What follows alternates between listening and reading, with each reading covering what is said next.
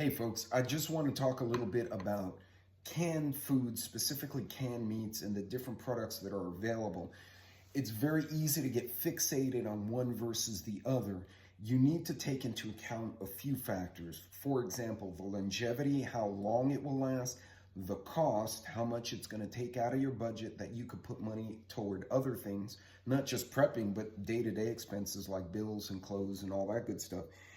You also need to understand how big or small the container is so you have an idea of storage capacity. This is especially important for those of you who live in apartments. Maybe you're living in a trailer home where you have limited cabinet space, right? So you got to be creative.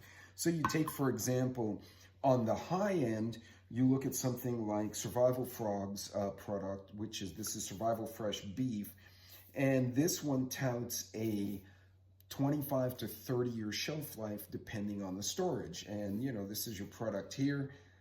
I do have a link for this in my bio, but this also comes at a higher price point because that is, you pay for the longevity in exchange for more dollars, basically.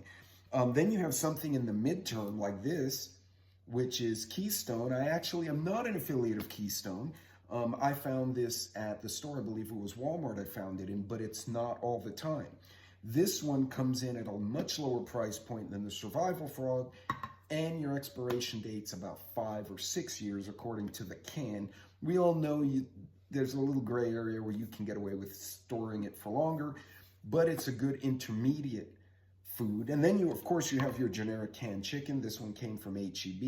You can find them at Sam's and Walmart pretty much anywhere.